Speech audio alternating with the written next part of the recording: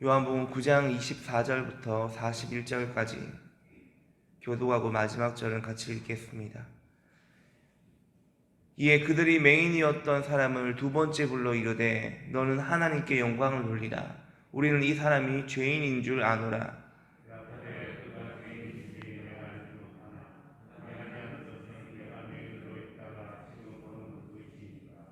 그들이 이르되 그 사람이 내게 무엇을 하였느냐? 어떻게 내 눈을 뜨게 하였느냐?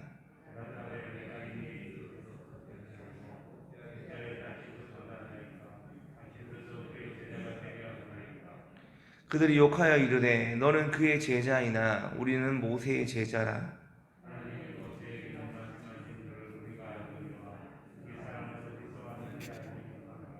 그 사람이 대답하여 이르되 이상하다. 이 사람이 내 눈을 뜨게 하였으되 당신들은 그가 어디서 왔는지 알지 못하는도다.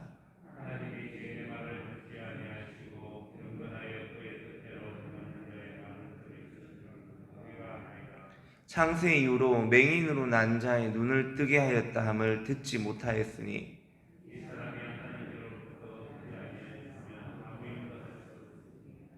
그들이 대답하여 이르되 네가 온전히 죄 가운데서 나서 우리를 가르치느냐 하고 이에 쫓아내어 보내니라.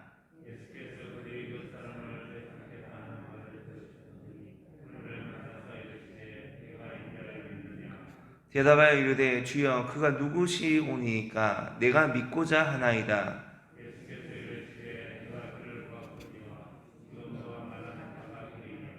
이르되 주여 내가 믿나이다 하고 절하는지라.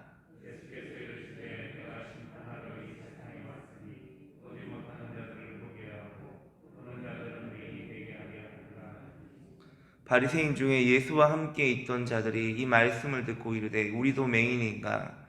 예수께서 이르시되 너희가 맹인이 되었더라면 죄가 없으려니와 본다고 하니 너희 죄가 그대로 있느니라. 아멘.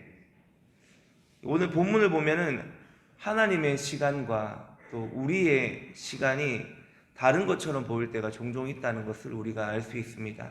오늘 우리가 함께 읽은 35절 본문 보십시오. 35절 우리 같이 읽겠습니다.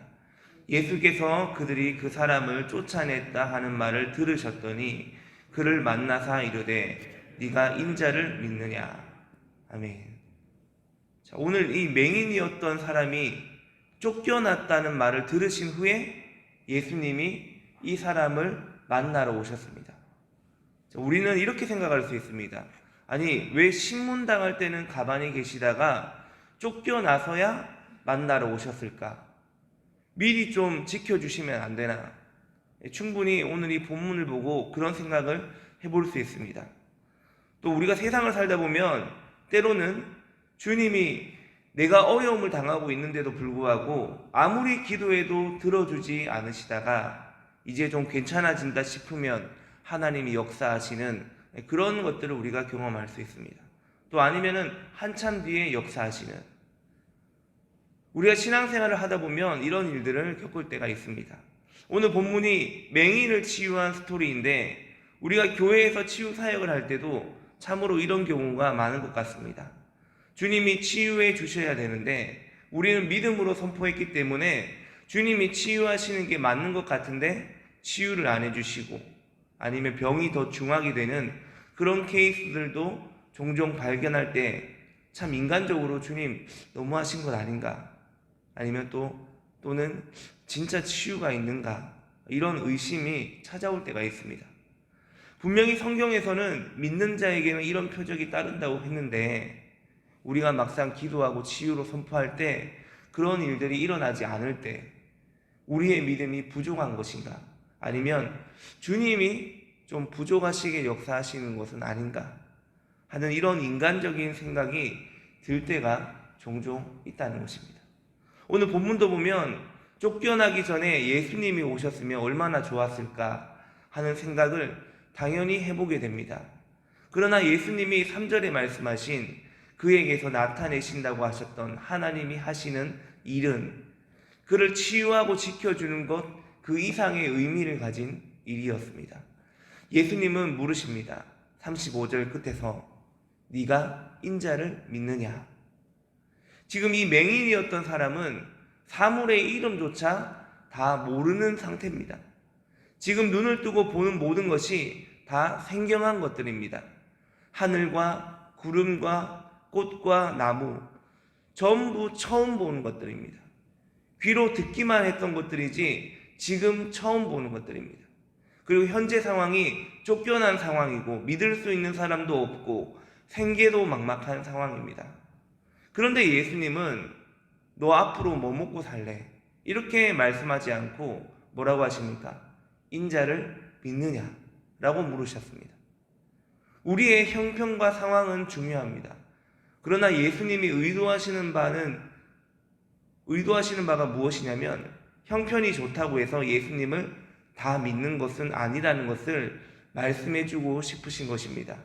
맹인이었던 이 사람은 36절에 보면 의외의 대답을 합니다. 36절 보십시오. 대답하여 이르되 주여 그가 누구시오니까 내가 믿고자 하나이다. 주님 그가 누구십니까? 내가 믿고자 합니다. 어떤 사람들은 형편이 안 좋으면 신앙생활을 할 여유가 없다고 말합니다.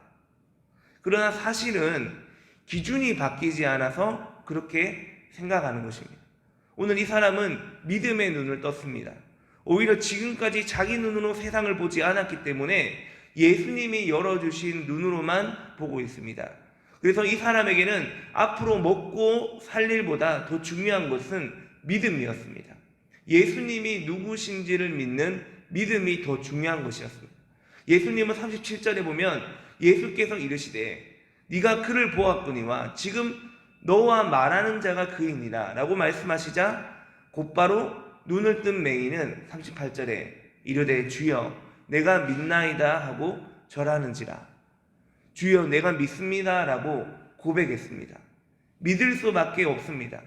그는 예수님이 열어주신 눈으로 예수님을 보았습니다.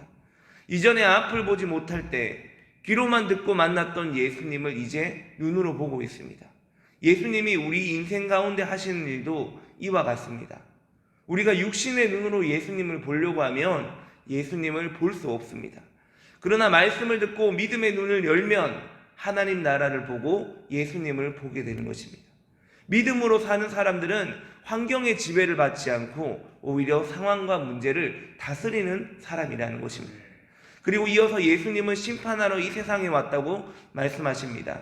39절에 예수께서 이르시되 내가 심판하러 이 세상에 왔으니 보지 못하는 자들은 보게 하고 보는 자들은 맹인이 되게 하려 함이라 하시니.